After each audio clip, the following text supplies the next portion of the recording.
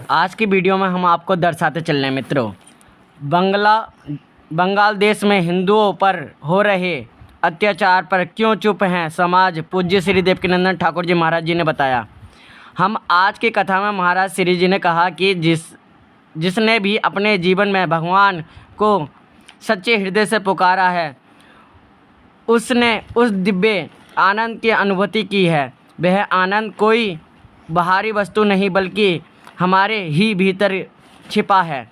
भगवान उसे स्रोत का नाम है, जहाँ से ये अनंत शांति और सुख प्रभावित होता है। इसलिए कहा गया है भगवान आनंद का सागर है, उसमें डूब जाना ही मोक्ष है, उसमें विलीन हो जाना ही सच्चा जीवन है।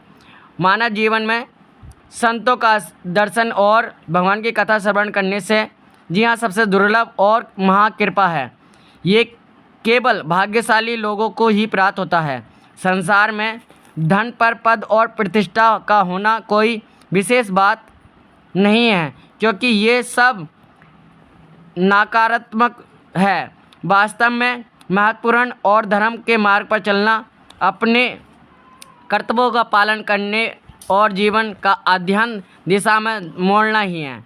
जी हाँ, आज के समय में हम में से बहुत से लोग भक्ति भी अपनी सुविधा और पसंद के हिसाब से करना चाहते हैं। भक्ति का अर्थ है समर्पण, अपने अहंकार इच्छाओं को पसंद नापसंद छोड़कर भगवान में चरणों में झुक जाना चाहिए। लेकिन आजकल का भी भक्ति भी चाय 19 की लगने लगी है। भगवान कोई वस्तु नहीं है जो हमारी मर्जी के अनुसार बदले।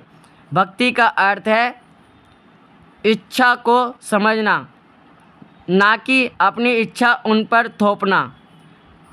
आज का युग तेज़ी से बदल रहा है। तकनीक ने जीवन को आसान बना दिया है, लेकिन इस रफ्तार हमारे संस्कृत परंपराओं और जीवन मूल्य पीछे छूट जा रहे हैं। दुख की बात है कि इस बदलाव का सबसे बड़ा असर हमारे बच्चों पर पड़ रहा है, और जिम्मेदारी है आज के माँ बाप जो अपनी भूमिका को समझ नहीं पा रहे हैं। माँ बाप का पहला धर्म है अपने बच्चों को संस्कार देना, उन्हें जीवन के सही मूल्य सिखाना, जैसे कि सच्चाई, ईमानदारी, बड़े का सम्मान और छोटों का प्राण करुणा बरसाने वाले। लेकिन आप बच्चों को मोबाइल तो दिया जा रहा है, परंतु संस्कार नहीं। देवकीनंदन ठाकुर जी महाराज जी ने बताया। वीडियो पसंद आए तो वीडियो को लाइक और चैनल को सब्सक्राइब कर देना।